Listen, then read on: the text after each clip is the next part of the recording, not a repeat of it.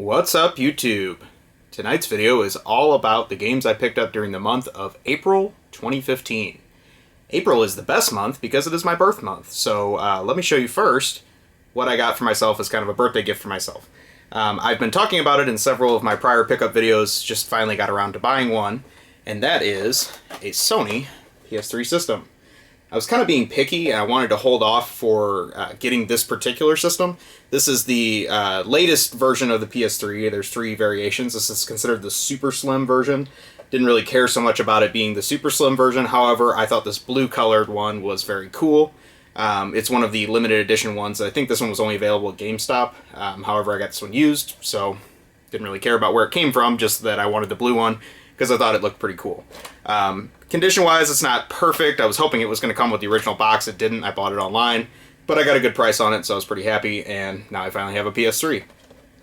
The one game that I can say I've been playing on this more than anything else over the last month is Africa, and I showed that off in my last pickups video, but highly recommend that game. Really been into that, and barely touched anything else on the PS3 so far based on how much I like that game. With the PS3, I got 2 controllers. I got the original blue controller that comes with the system, and then I also got a camo-colored controller, because why not? It's kind of cool. The other thing the system came with was a official Sony Blu-ray remote, which, whatever, I'll probably use it. I don't know how much Blu-ray player use that thing's going to get, but nice to have it regardless. I got one other piece of hardware this month, and it was a replacement for a game system that I've owned for many, many years. My original Sega Game Gear that I've been using since the late 90s, I bought it used in the 90s when I was a teenager, and it finally crapped out on me. It had the classic failure that those have where the resistors inside of them dry up, and it makes the screen so dim you can't play it. I still intend to fix that system, basically just because I've owned it for so long. It's kind of a shame to let it go in the trash can, but in the meantime I still wanted to play some Game Gear games, so I decided to upgrade my Game Gear to the slightly rarer version of it. It's not that rare, really, but it's also blue. And I do like blue.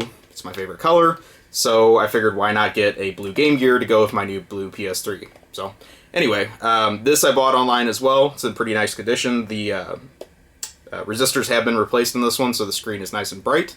And the guy threw in a free game with it, which I didn't have, so it was cool. And that is the original Shinobi for Game Gear. This game is very, very hard. I could barely make it past the second level in this, but there are 2 Shinobis, I believe, that came out on Game Gear. This is the first one, so I don't know. It's kind of neat. It was a nice freebie to get with the system, so happy to get this. The other thing I didn't talk about at the beginning of the video, I usually show off my new gamer t-shirt for the month. I usually pick up some gaming-related t-shirt, but didn't really see any this month I like, so instead I am representing the Memphis Redbirds because I am a huge Cardinals fan, and I got a chance to check out that team this month. It's our AAA minor league team, and I was very happy to see a Cardinals-affiliated team. But anyway, this is a video game video, enough about that. Just wanted to give a shout-out to the Memphis Redbirds because it was a very cool time.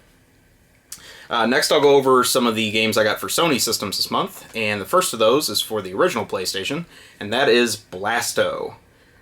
Never owned this game. I guess I kind of wanted it because it's known because Phil Hartman, rest in peace, did the voice of Blasto, and I think there's some kind of unique humor based on his style in this game. Probably the game itself's not that good, but thought it'd be neat to have. Plus it has this cool like reflective cover, which was kind of unique for its time, so thought it'd be cool to add to the collection. Next thing I got was one game for the Sony PSP, and it was the only game I picked up for that this month as well, but that is Ys 7, and I was very happy to get this because I, for some reason, never see this game for sale locally, so popped up in one of my stores, and I was happy to get it. I do have some of the original Ys games. I haven't played this one yet, but hopefully it'll be pretty good. For my new PS3, I only picked up one game this month, and actually haven't even tried it out yet, but that is Akiba's Trip, or Akiba's Strip, I don't know how you say it. I think it's Akiba's Trip. But some weird theme about stripping enemies and things like that in downtown Tokyo, so whatever. Hopefully it'll be pretty good. It's an Xseed game, usually their stuff is top-notch. So, moving on, we'll go over the Sega systems next. And the first game I got was for the Sega CD. It was the only game I got for the Sega CD this month. And this is one that I've been looking for a long time. I do like collecting shooters, and this is one that I've always heard was pretty good. However, I can say I really liked it, like much more than I thought I would. And that is Android Assault The Revenge of Barry Arm. What's interesting about this is that super long title. The Japanese version was just called Barry Arm, I believe, because when you pop up the title screen for this game, that's the only thing that shows. However, this is a really cool shooter. It's a horizontal shooter, and you start off with kind of a ship, but as you upgrade and get better weapons, you end up turning into a mech, which is pretty cool, and gives you a lot more firepower. There is no bomb button in this, which kind of surprised me, and it would have been handy for some of the bosses, but overall, I can say it's very well done. I was happy to get this. As far as upgrade over Sega Genesis, graphically, not so much. The only thing that's different is it has a CD soundtrack of kind of some generic heavy metal music, so whatever. It's a good one, though, and for a Sega CD, this is one of the few shooters on that system, so I'd recommend picking this up. It's a cool game. Next, I'll go over some games I got for the Sega Saturn, and as I've said in prior videos, I am trying to collect the complete US library for Sega Saturn. I can happily say that with this month's pickups, that got me below 50 games I need left on my list, so I'm making some pretty good progress. Hopefully should be there maybe by the end of the year. I don't know. It's kind of hard to say with Saturn, because those games tend to appear or disappear very quickly from local store shelves. So first game I got actually is a game I already owned. I upgraded to a new copy of the manual for it because I had one that had a whole bunch of stickers and goo and stuff all over it that actually tore the front cover of it. So that game is one of the all-time classics of the Sega Saturn, and that is Guardian Heroes. And I'm happy to say I have one that has a nice presentable manual now because the first one I had was incredibly shabby. So just a nice upgrade for this month. The rest of the Saturn games I got were new to my collection, and I'll just go through those real quick. First one of those is Virtua Cop 2, and one of the light gun games on the system. I've played the original Virtua Cop quite a bit. This one I heard is a even better upgrade to it, so looking forward to trying this out. It does support the Stunner light gun, and I do have one of those, so hopefully I'll get a chance to try that with it on my old tube TV that this actually still functions with, so neat to get that one. Next one I got is one of the Working Designs games for the system, and it's actually the second to last one I needed. There's only one more I still need, and that one's Shining Wisdom. But this one is Iron Storm. And this is a World War II based strategy game where you can play as either the Americans, the Germans, or the Japanese, which is kind of unique for its time, I guess. I really like the foil artwork that Working Designs always puts on their games, especially at this time. And this one's no exception. It's a very cool cover, so nice to have this in the collection. Even has foil on the back cover, too, which is a nice touch. Really nice thick manual these always come with, too. Next Saturn game is nowhere near as exciting to me, and that's because I basically hate this series. And that is the ever-prevalent Romance of the Three Kingdoms series. This is number 4, and it's called Wall of Fire. I can't get into these games at all. I just don't care. And they seem to be on pretty much every vintage game console, so if you like them, great. There's plenty of them to choose from, but I don't, and they're always in the way. Next thing I got is a sports game. Don't care about this. NBA Action 98. Next one is Hexen, which I remember playing this on the PC when it came out. Not at all my style of game. I never really cared for first-person shooters, but for some reason I played this one quite a bit on the PC. I liked it okay. This one, I don't know. I've always heard the Saturn version's pretty awful, so I don't know if I'll try it or not. I may pop it in just for a minute, see how it is, but don't expect too much from this one. Last one I got for Saturn is another sports game. It's one of the more quirky sports games, though. It's not a officially licensed one or anything like that, and that is Center Ring Boxing. I believe this was a Japanese-developed, I don't know, random boxing game, but probably don't expect too much from this one either. So, like I said, kind of a mixed month for Sega Saturn. More games than I typically find in a month, so I was happy to add whatever that was, 6 to my collection this month. Pretty cool. We'll move on to the Sega Genesis, and I once again had a good month of Sega Genesis pickups. The first one of these, I'll go over the ones that come in paper boxes first, and the first one of these is Exo Squad. This was a late release for the system, and the graphics in this are excellent. It's kind of a mix of side-scrolling action game, flight sim, and I can't remember. I played it a little while, and there was like one other type of game built into this. Regardless, the games look awesome. All 3 variants of the game that are inside of this, they all look incredible. They really are very colorful for a Sega Genesis game, but the gameplay in them is pretty awful, universally. And it's kind of a shame, because I guess these were characters from some cartoon show, and it wasn't really that popular, I don't think. But maybe it was a comic book, I don't know. Anyway, couldn't get attached to the characters or anything like that, and the gameplay kind of sucks, so whatever. I mean, decent that it looks good, I guess, is the best I can say for it. Next one, I got an upgrade to a complete copy, and that is Universal Soldier. Normally I wouldn't care about a movie-related game like this, but it's actually part of the Turrican series. I talked about this in a recent pickups video. This was actually released as Turrican 2 in Europe, and they adapted the movie characters for the US release. So if you like the Turrican series, it's worth checking out. You can easily ignore the movie plot and storyline because it's very minimal in the game. So kind of neat that that exists. Next one I got is the last paper box game, and that is a complete copy of X-Men 2 Clone Wars. This one seems to get some pretty good reviews online. I don't know, I couldn't really get into it. I didn't think it was a great X-Men game, so I like X-Men a lot, but not one of my favorites. I also picked up a complete copy of the first X-Men game, which I've owned off and on several times, but I think this is the first time I've had a genuine complete copy with the original poster that it came with, which is a pretty neat poster. It's essentially just the cover art here, just blown up in a much larger scale.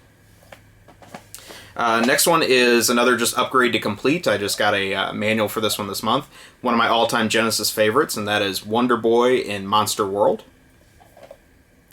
Next one is another upgrade to a complete copy, and that is Fatal Labyrinth. It's a first-party Sega game, kind of a dungeon crawler. I don't know, doesn't really hold up so well today, but neat artwork on the cover at least. I do like the artwork.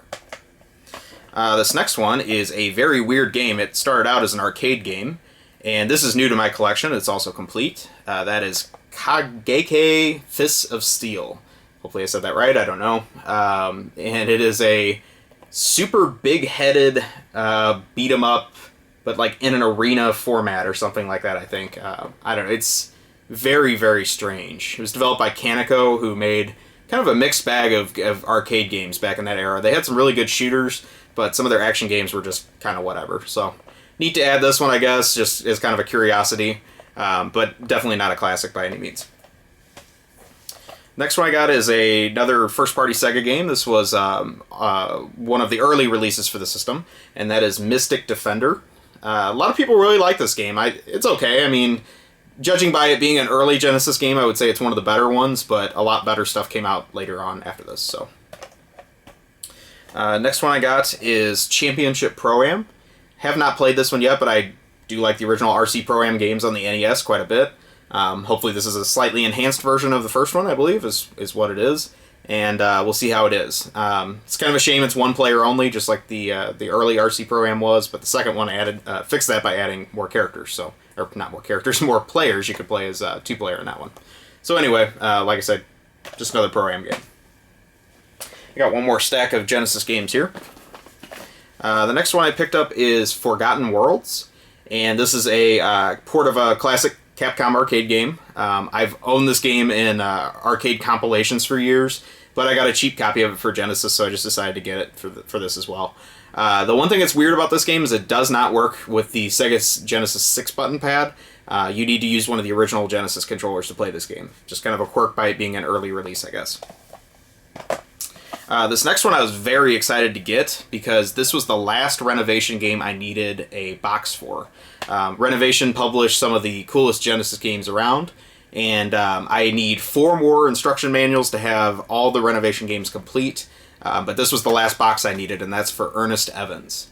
Probably not one of the best Renovation games. The somewhat sequel to it, El Viento, is much better. So, neat box art though, definitely. It's kind of got the Indiana Jones thing going on. Next Genesis game I got was Virtual Bart, and I don't have any high hopes for this at all, judging by the other acclaimed Simpsons games, but I can say I haven't tried it yet, so maybe I'm missing out, we'll see. The next game I got a manual for is another one of the Renovation games I'm trying to complete, and this one is now complete, and that is Ys 3. Another cool one. I do like I said before, I do like the Ys games, so this is pretty neat. Then I got another first-party Sega game, and that is Super Thunder Blade. This was a arcade game as well, so I don't know, hopefully pretty decent. Most of the Sega stuff of that era was good. I think this is one of the Sega games that had like a actual plane you could ride on, or helicopter you could ride on for the arcade game, and I vaguely remember playing it in the arcade, but not very well, so hopefully it's pretty good. Next one is another renovation game I added a manual to this month, so this one is now complete as well, and that is Arcus Odyssey. Pretty neat game, I've played that quite a bit. Next Genesis game I got is new to my collection, and that is for Tailspin. Tailspin was one of my absolute least favorite cartoons when I was a kid. I remember it being shoved in the middle of like DuckTales and some of the other good ones I did like to watch, and I was like, oh, it's Tailspin half hour, yuck. So I don't really care if this game's good or not. I hate the characters. I probably won't be playing this one, but I got it really cheap, so I picked it up. The next Genesis game I'm much more excited about, and that is just because I got a box for it this month. This is one I've owned cartridge only for a long time, and it's really been creeping up in value a lot lately. I still need a manual for it, so if you have an extra manual for this, please contact me, let me know. And that is for Sega. This is a game in the Darius series of Taito shooters, and it's really good. Because I got a box for it, I ended up pulling the game back off the shelf, and I played it for a couple hours this month. I really do like this game. It's very good for the Genesis. So definitely check this out if you don't have this in your Genesis collection yet. And the final game I got for Sega Genesis is The Great Circus Mystery, featuring Mickey and Minnie. I don't know, I haven't played this one yet. It's a late game for a Capcom game, so maybe it's pretty good. We'll see. Alright, moving on to Nintendo systems. I'll go over what I got for the Super Nintendo first. And the first one of those is one I don't see too often, but I don't really think it's worth a whole lot, and that is The Wizard of Oz by Sega. And then I got a game that everyone probably has to have this in their collection. I used to own this, actually, several times. I bought a copy of it when it was new. I sold that copy when I thought it peaked in value about 10 years ago, which it didn't. And I've owned a couple other copies over the years, but another one fell into my hands. I assure you I'm going to keep this one this time because I'm sick of rebuying this game. I don't get the hype over it. It's okay, but it's nowhere near the all-out classic that everyone makes it. But that game, of course, is Earthbound for the Super Nintendo. With this added to my collection, I think every Super Nintendo game that goes for like over $100, I believe I have now. So that's nice on the wallet, just getting that out of the way. But I'm not really a big fan of Earthbound. So that being said, let's move on. Next game I got for Super Nintendo is Pinball Fantasies. I don't see this game real often. I don't know if anyone considers it rare or not, but I do like video pinball games, so hopefully it's pretty good. I'll give this a shot very soon. And the last one for Super Nintendo is the only one I got complete. Not really a game I care a whole lot about, but it was neat to get a complete copy, and that is Jurassic Park. Alright, I bought this month also the first game for my N64 that I've probably bought in 5 years.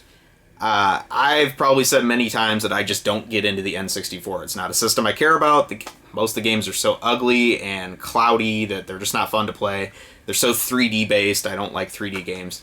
This game I'll give a pass to. I did actually own this when I first bought an N64, and for some reason I sold my copy, and now it goes for stupid amounts of money. So I added one because I fell into a cheap one this month, but that is Super Smash Bros., the original. Again, a very popular game, and just figured I needed to own it for the collection. Don't know how much I'll play it again now because I put a lot of hours into this whenever it first came out. So cool to get it, I guess. Next system I got game for was the Nintendo GameCube, and it was just one game this month, and that is Gauntlet Dark Legacy. I haven't played this one yet. I've played the first Gauntlet that was kind of the Gauntlet reboot for Dreamcast, Gauntlet Legends, I believe.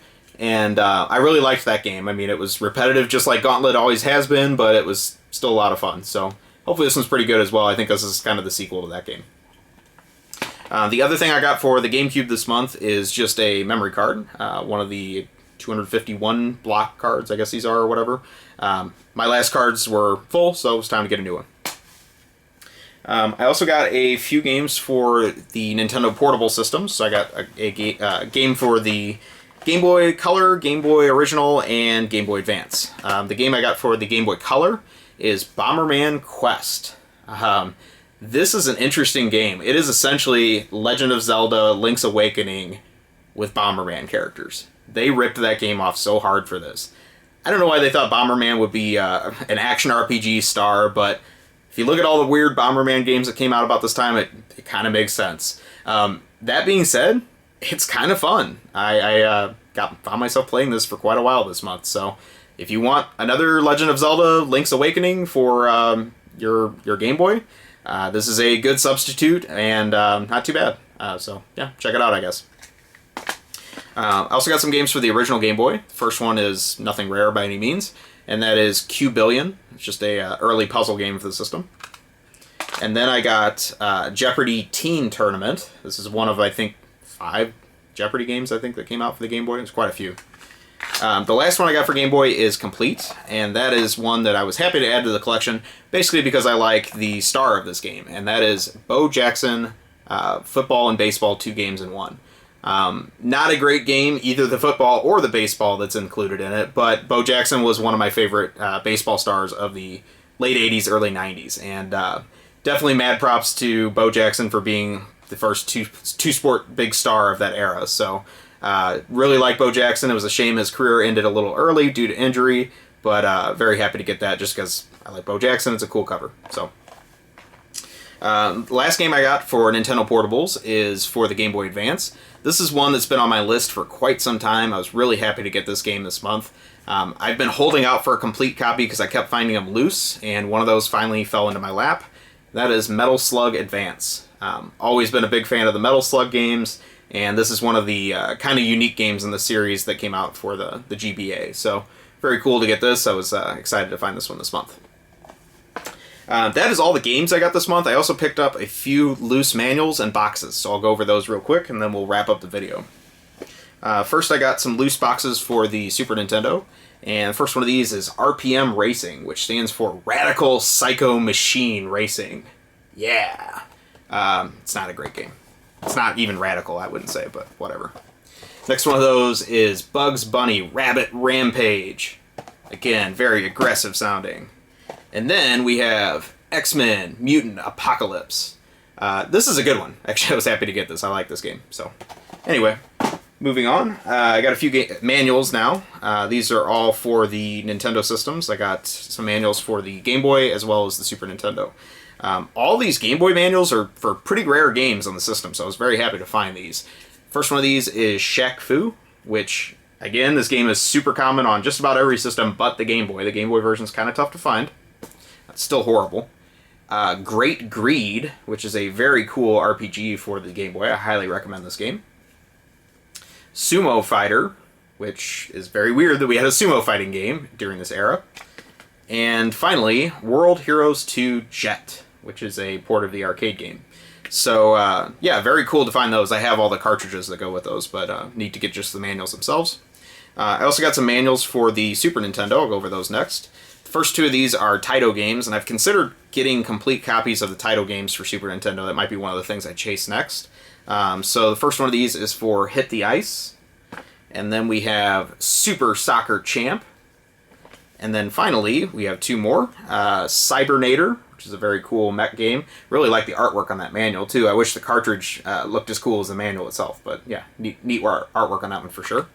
And finally, for Super Nintendo, one of the rarest games on the Super Nintendo, a manual for that, and that is Syndicate, which I don't like the game, but a very rare manual to find. Happy to get that. So that pretty much does it for the month of April 2015. Please take a moment, like, comment, subscribe. Let me know what you guys think. What games did you pick up over this month? I'll talk to you guys soon, and have a great day wherever you are, and I'll see you all later.